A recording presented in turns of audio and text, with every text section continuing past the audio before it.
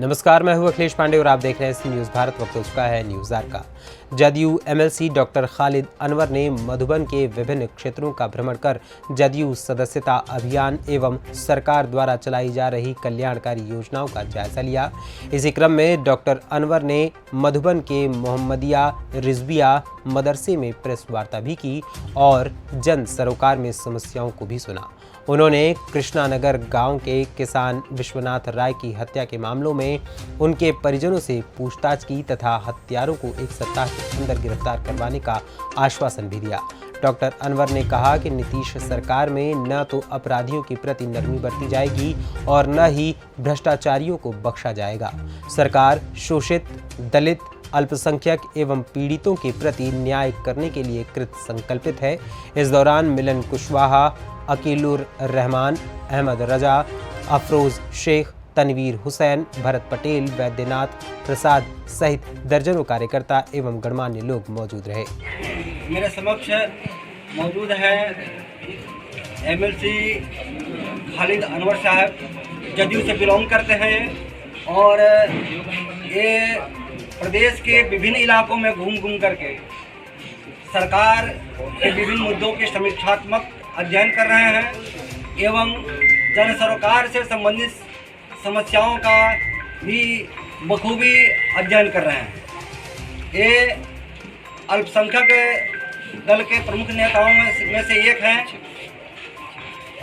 हमें इनसे मुखातिब होंगे और जानना चाहेंगे कि अल्पसंख्यक समुदाय की जो समस्याएं हैं उसमें सबसे ज्वलंत और प्रमुख समस्या है आपके समझ में कौन सी है, या इस पर प्रकाश डाला जाए। सी न्यूज़ में स्वागत है सर। देखिए, बहुत बहुत शुक्रिया आपका। अल्पसंख्यक समाज की अलग से कोई समस्या नहीं है। जो समस्या बिहार के गरीबों की है, बिहार के दलितों की है, बिहार के पिछड़ों की है, वही समस्या अल्पसंख्यक समाज की है। और जनता दल यूनाइटेड के लीडर नीतीश कुमार ये चाहते हैं कि बिहार में न्याय के साथ विकास हो और विकास सबको पहुँचे, बराबर के साथ पहुँचे। हम मधुबन के लोगों से यही बात कर रहे हैं कि क्या सरकार की पॉलिसियों से आप फ़ायदा उठा रहे हैं, आपके ऊपर आपका कोई उत्पीड़न तो नहीं कर रहा है, कोई अत्याचार तो नहीं कर रहा है। तो जो लोग ऐसे हैं, पिछड़े, अति पिछड़े, दलित या गरीब लोग, हर समाज के जो गरीब लोग हैं, उनके साथ कोई नाइंसाफ़ी ना हो, ज़्यादती ना हो, इसके बारे में बैठ के हम लोग चर्चा कर रहे हैं। और हम लोग जब तक नीतीश कुमार हैं, कोई पिछड़ों, अति पिछड़ों, दलितों, गरीबों, अल्पसंख्यकों और गरीबों का कोई कुछ बिगाड़ नहीं सकता है। सरकार इस बात का बार बार ये बात कहती है और आगे भी कहती रहेगी। सर, सरकार की बहुत सारी जन कल्याणकारी योजनाएं चली हैं।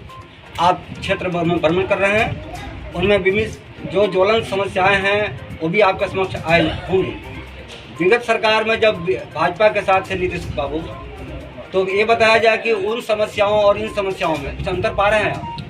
नहीं, पहले भाजपा जो है ना समाज को बांट तो रही थी, लेकिन सरकार में थी इसलिए इतनी खाली नहीं थी। अब पूरी बीजेपी बेरोजगार हो गई है बिहार में, और बेरोजगार लोग समाज के लिए खतरा बन जाते हैं। जब अगर समाज में कोई बेरोजगार होगा तो क्रिमिनल हो जाएगा। तो भारतीय जनता पार्टी बेरोजगार है, तो आजकल समाज में नफरत बांटना, समाज को तोड़ना, समाज में दलितों पे कैसे अत्याचार हो, समाज में अति पिछड़ों का कैसे रिजर्वेशन ख़त्म किया जाए, समाज में जो गरीब हैं यानी फॉरवर्ड समाज के लोग हैं उनमें कैसे बंटवारा किया जाए, तो यही सब बीजेपी कर रही है। तो बिहार के लोग बहुत समझदार हो गए। अब नफरत की राजनीति नहीं चलने वाली है। सब लोग विकास चाहते हैं, तरक्की चाहते हैं, और मुझे लगता है कि बिहार में बीजेपी फेल हो चुकी है। जो अभी ज्वलंत समस्याएं हैं सरकार के द्वारा चलाई जा रही हैं, उनमें आप जो भ्रमण कर रहे हैं, तो इन भ्रमण के दौरान ज़्यादातर लोगों की शिकायतें किस योजना पर? देखिए, योजना को लेकर के पब्लिक की शिकायत कम होती है। ज़्यादातर शिकायत ये होती है कि पुलिस जो है ना हमारे ऊपर अत्याचार कर रही है, तो वीडियो साहब नहीं सुन रहे, तो सीओ साहब नहीं सुन रहे हैं। और तकलीफ़ की बात यह है कि लोगों को बहुत सारी जन कल्याणकारी योजनाओं की जानकारी नहीं है। तो जानकारी देना, लोगों को फ़ायदा पहुंचाना और किसी के ऊपर कोई अत्याचार हो उसको ख़त्म करना, समझाना, बुझाना, यही है, और कोई ख़ास ऐसा नहीं है बिहार में। यानी सर, आप मानते हैं कि अफसरशाही जो है चरम पर है? नहीं, ऐसा नहीं, अफसरशाही चरम पे नहीं कहा जाए। ये कहा जाएगा कि लोगों के अंदर अंडरस्टैंडिंग की कमी है, और लोग ऑफिसर्स को समझना, ऑफिसर से काम लेने का जो तरीका होता है वो तरीका अपनाते हैं तो काम हो जाता है। बाकी यह है कि हर काम ये कोई इस तरह की सरकार नहीं है, सारा कानून से बंधे हुए लोग हैं, जवाबदेही है, अकाउंटेबिलिटी है हर ऑफिसर की, तो ऐसा कहना सही नहीं है ऑफिसर चाहिए।